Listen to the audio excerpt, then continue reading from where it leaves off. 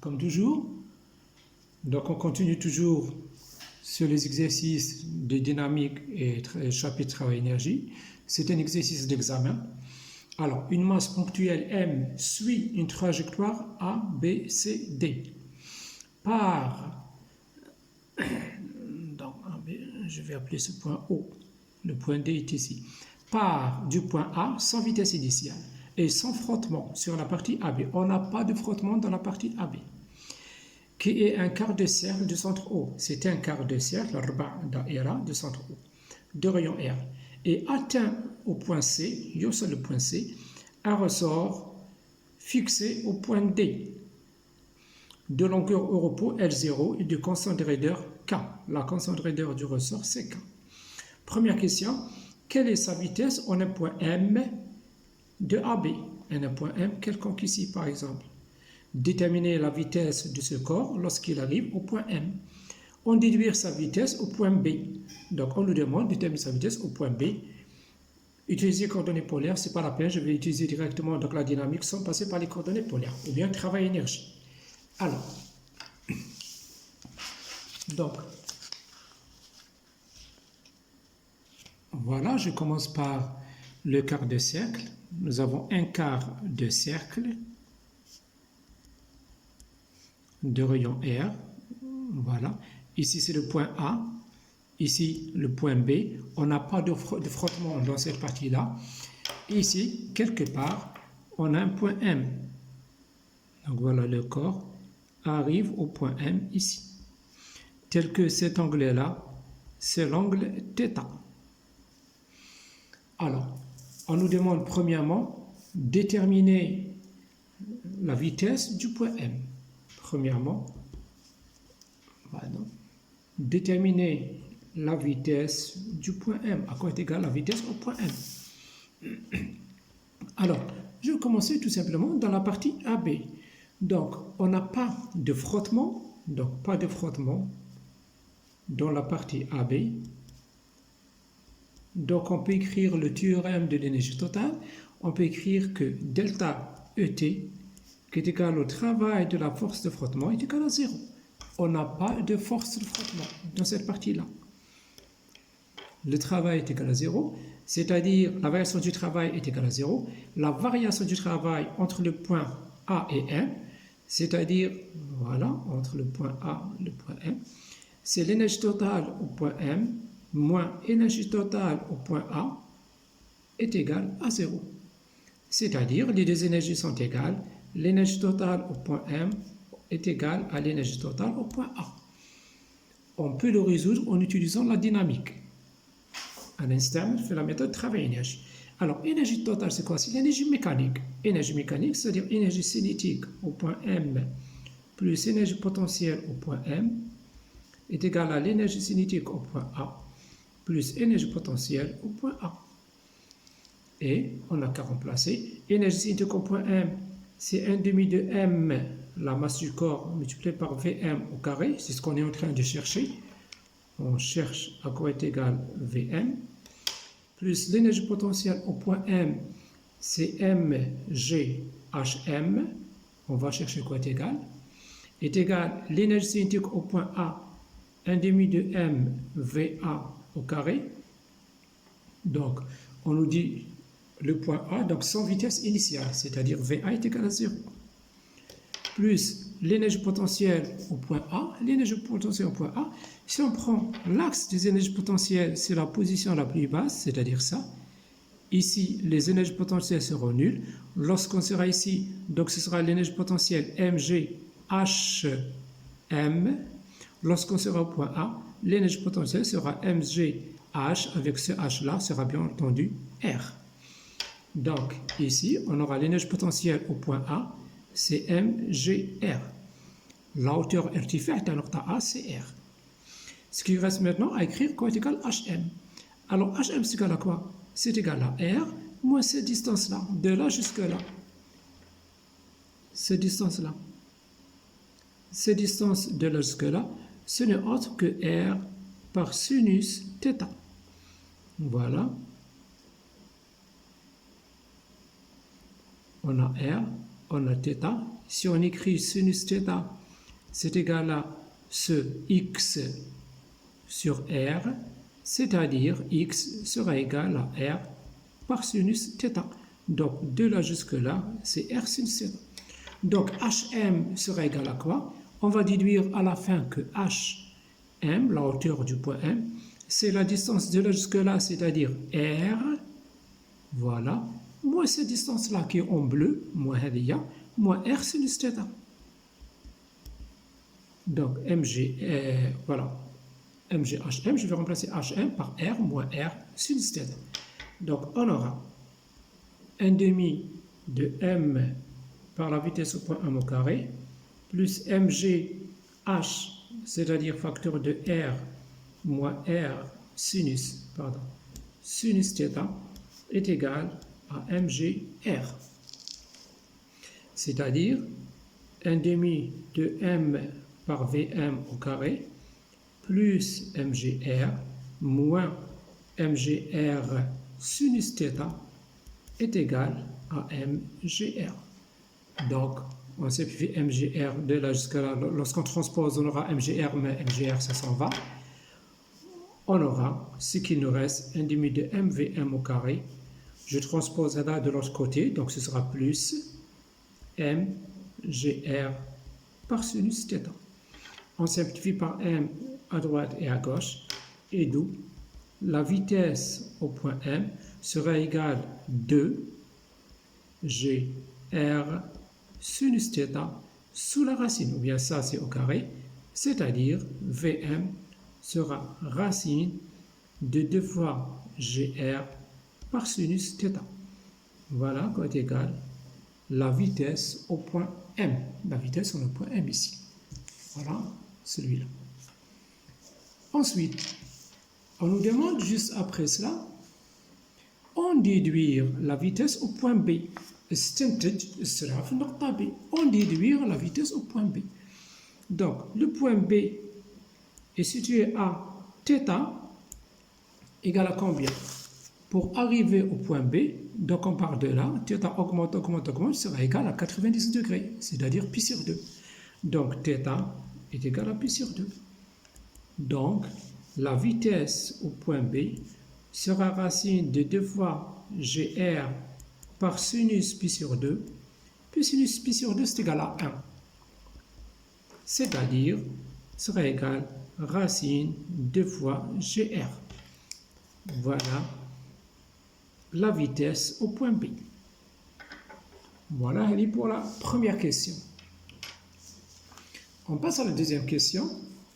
Donc, la deuxième question, que sera sa vitesse au point C? À quoi serait égale la vitesse au point C? Si BC égale 2R, la distance BC est égale à 2R. Et rectiligne, mustaqima, rugueux, donc la piste rugueuse de coefficient mu, c'est-à-dire on a les frottements existent. Maintenant, on part du point B jusqu'au point C, la distance BC est égale à 2R. Voilà.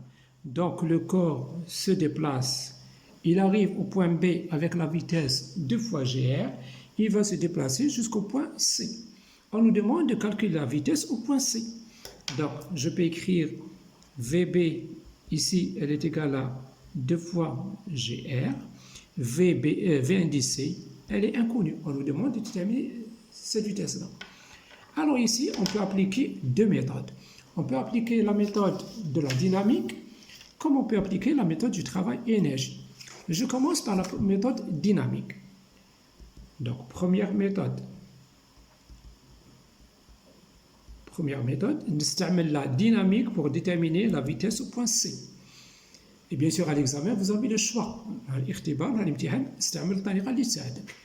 Donc, on a la masse M, les forces qui sont appliquées à la masse M, on a le poids P, la réaction et la force de frottement. Tant que la force de frottement existe, la réaction, je vais l'appeler CY, et la force de frottement, CX.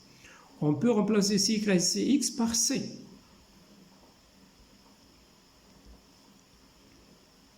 on peut ne pas dessiner CX et CY, mais dessiner C, la force de liaison, bien, voilà. Et lorsqu'on fait la projection sur l'axe Y, on aura CY. Lorsqu'on fait la projection sur l'axe X, on aura le CX. Moi, je préfère dessiner directement les projections de C. Alors, donc, on applique la dynamique. Donc, le sens du mouvement, je prends l'axe des X toujours dans le sens du mouvement. Voilà. Donc, on écrit la relation fondamentale de la dynamique. Somme des forces est égale à MA. Les forces, 1, 2, 3, on a 3 forces. P plus CY plus CX est égal à MA. On fait la projection sur l'axe des X. La projection de P sur l'axe des X, c'est 0. La projection de CY, la même chose, c'est 0. La projection de CX sur l'axe des X, c'est moins CX. La projection de MA, ça me donne MA. Donc, nous avons MA est égal à moins CX. Mais on ne connaît pas l'expression de CX, donc, pour obtenir CX, donc on va faire la projection sur l'axe des Y. Donc, on connaîtra CY et à partir de CY, on tire CX. La projection sur OY, je projette cette égalité-là. La projection de P sur l'axe des Y, l'axe des Y est orienté vers le haut, comme ça. La projection de P sur l'axe Y, P dirigé vers le bas, c'est moins P, c'est-à-dire moins MG. La projection de CY sur l'axe des Y, c'est plus CY. La projection de CX sur l'axe Y, c'est 0. La projection de MA sur l'axe Y, c'est 0. On n'a pas de mouvement suivant l'axe Y. Donc de là, on aura CY sera égal à MG. Regardez la relation 2. Ensuite, on va dire, puisque on est à l'état dynamique, puisque mu D est égal, donc dans l'énoncé, donc c'est écrit directement mu c'est le coefficient de frottement dynamique, est égal à CX sur CY. De là, je peux tirer CX qui sera égal à mu D multiplié par GY, c'est-à-dire MG. Voilà. La réaction, la force de frottement. Maintenant, on remplace la force de frottement, l'équation 3 dans l'équation 1, et on aura l'accélération du corps. Alors, on remplace dans l'équation 1, on aura MA égale moins CX, c'est-à-dire moins mu multiplié par MG. On simplifie par mu à droite et à par M, pardon, à droite et à gauche, on aura l'accélération A égale moins mu multiplié par G. Voilà. Maintenant, une fois on a l'accélération, on peut déterminer la vitesse au point C en utilisant la formule que vous connaissez tous. La vitesse finale au carré moins la vitesse initiale au carré est égale à 2 fois AX. Dans notre cas, la vitesse finale, c'est quoi? La vitesse au point C. La vitesse initiale, c'est la vitesse au point B, est égale à 2 fois A multiplié par la distance BC. Donc, on remplace la vitesse VDC au carré moins VB au carré. VB, nous avons dit, c'est égal à racine de 2GR. Donc, ce sera 2 fois GR égale 2 fois A multiplié par la distance. On nous dit que BC est égal à 2R. BC, c'est égal à 2R. Donc, multiplié par 2R. Donc, de là, on aura la vitesse au point C qui sera égale à 2 fois GR, je transpose, plus 4 fois AR, je remplace A par, bon, j'écris ensuite, je remplace AR, et je remplace maintenant A par moins mu G, c'est-à-dire la vitesse au point C sera égale à 2 fois GR moins 4 fois mu G par R. On peut écrire la vitesse au point C, c'est égal à 2 fois GR, facteur de 1, moins 2 fois mu. Voilà quoi est égal, je pense que vous voyez bien, voilà, la vitesse au point C. Ça, c'est en utilisant la dynamique. On peut déterminer la vitesse au point C en utilisant la méthode de travail-énergie. C'est ce qu'on va faire. Alors, on continue. Donc, on va reprendre maintenant la question numéro 2. Que sera sa vitesse au point C si BC est égal à 2R? Donc, cette fois-ci, je vais utiliser la deuxième méthode. C'est la méthode de travail et énergie. Donc, c'est deuxième méthode. Donc, je vais appliquer la méthode de travail et énergie.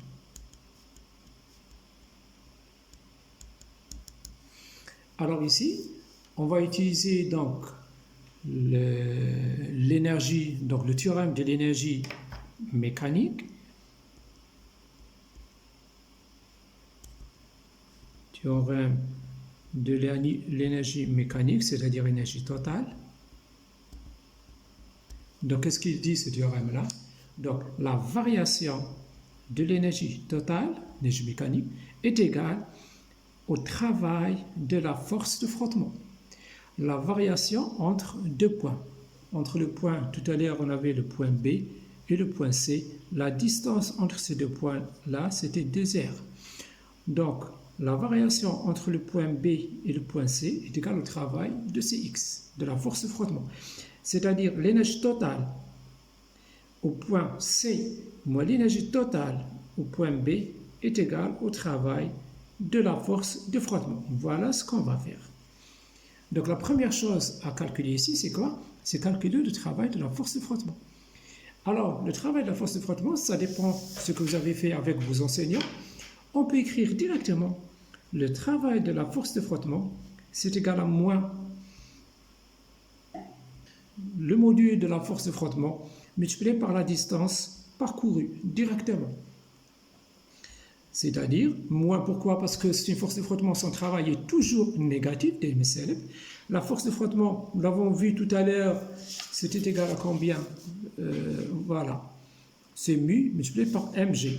Donc mu d ou bien mu directement, multiplié par mg, voilà, et multiplié par la distance BC, c'est 2R. C'est-à-dire, je reprends moins mu mg multiplié par 2R. Si vous voulez, moins 2 fois mu mg r. Ça ne fait rien. Maintenant, si vos enseignants vous demandent de faire le calcul en utilisant les intégrales, alors voilà ce que vous devez faire. Donc, je vais faire ça entre parenthèses. Le travail de la force de frottement, c'est égal à moins intégrale de Cx scalaire dx, le produit scalaire entre Cx et dx. Je dessine la masse ici. Voilà, on a bien sûr le poids P. Le travail du poids est égal à 0. Le travail de Cx est égal à 0. On n'a pas besoin de ça. On s'intéresse au travail de la force de frottement, Cx. L'axe OX, c'est comme ça, c'est l'axe dans lequel on est en mouvement. Donc, Cx scalaire dx, c'est quoi le produit scalaire des vecteurs? C'est, attention, c'est plus ça, c'est intégrale du module de Cx multiplié par le module de dx multiplié par cosinus entre les deux. Cosinus entre dx, c'est un petit déplacement qui est dans le sens de l'axe des x, c'est-à-dire elle est comme ça. L'angle entre dx et x est égal à pi, 180 degrés. Cosinus pi est égal à moins 1. Et module de Cx, c'est égal à mu multiplié par mg.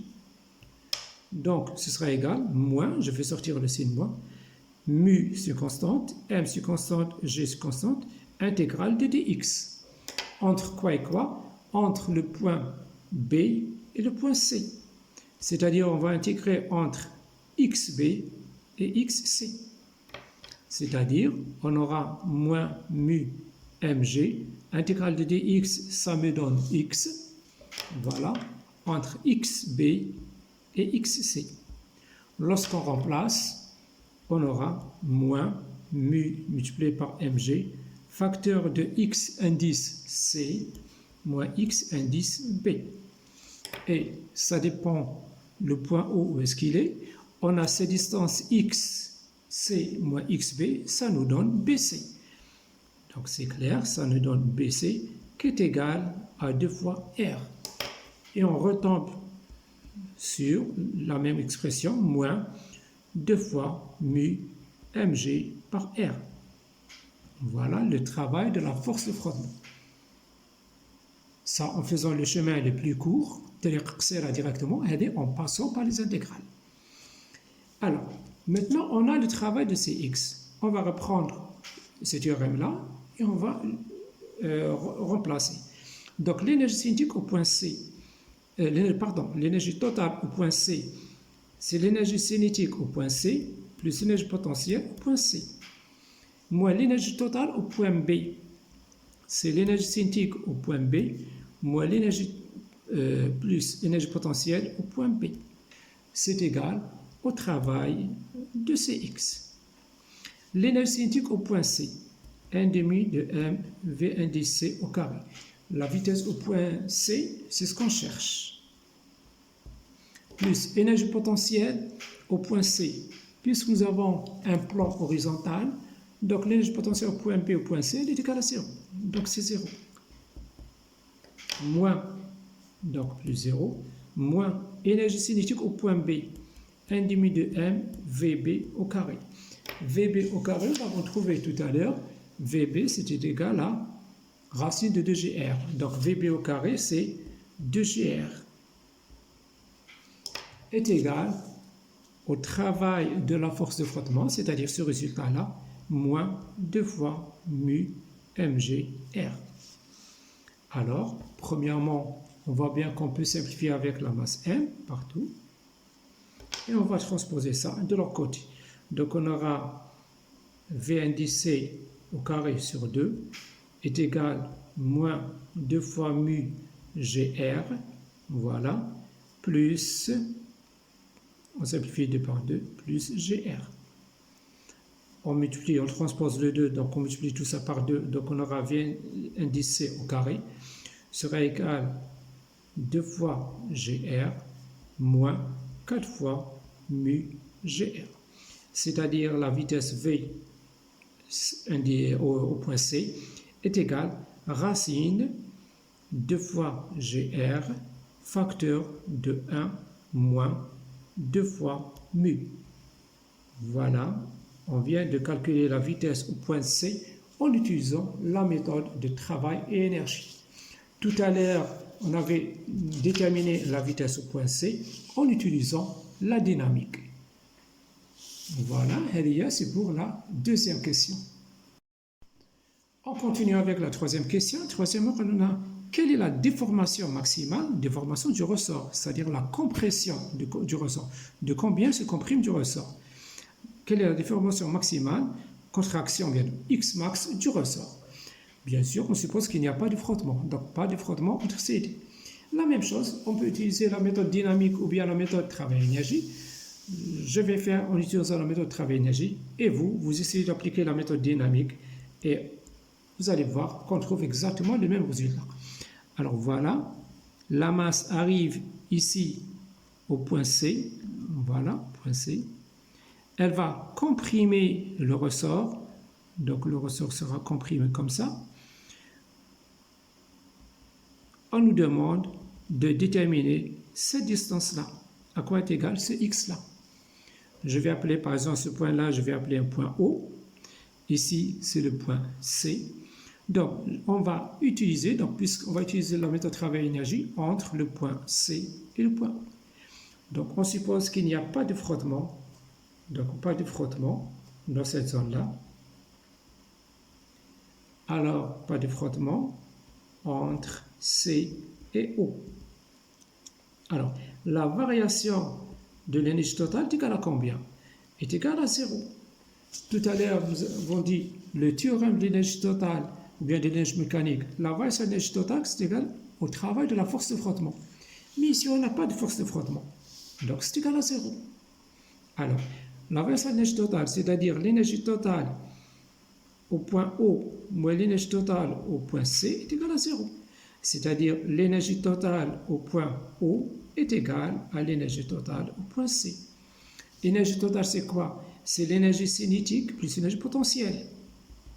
Donc, au point O est égale à énergie totale au point C, c'est-à-dire énergie cinétique au point C plus l'énergie potentielle au point C. Et vous n'avez qu'à remplacer. Donc, énergie cinétique au point O, 1 demi de m VO au carré, mais le corps s'arrête au point O, yahbes au point O. Donc, VO est égal à 0. L'énergie potentielle au point O, donc le ressort ici sera comprimé, il sera comprimé de x. Donc, il aura une certaine énergie potentielle. Son énergie potentielle sera 1 demi de k x au carré. C'est l'énergie potentielle du ressort. Égale l'énergie cinétique au point C. C'est 1 demi de m par v indice c au carré. La vitesse au point C, c'est la vitesse que nous avons trouvée tout à l'heure. Celle-là. Racine de 2gr facteur de 1 moins 2 mu. Plus l'énergie potentielle au point C. Énergie potentielle au point C, il n'y a pas d'énergie potentielle au point C, puisque le ressort, sa longueur, avait sa longueur initiale L0. Donc, au début, le ressort n'était ni allongé ni comprimé. Et on n'a pas le MGH, puisqu'on n'a pas une différence d'altitude. Alors, de là, directement, on aura 1 demi de k x au carré, qui sera égal à 1 demi de m, facteur de 2 fois gr, facteur de 1 moins 2 mu. Voilà. Donc, on simplifie 2 par 2. 1 demi par 1 demi, ça s'en va. Et donc, on aura x qui sera égal, donc x au carré sera égal à m sur k par racine de tout ça, c'est-à-dire x sera égal à racine de 2 fois gr facteur de 1 moins mu, multiplié par la masse m et divisé par la constante de raideur k. Voilà la compression du ressort, la compression maximale du ressort. Comme toujours, si vous avez besoin de quoi que ce soit, vous pouvez me contacter sur mon Face, c'est Physique Fils ST. Physique ST. Voilà. Bon courage, bonne continuation. Merci.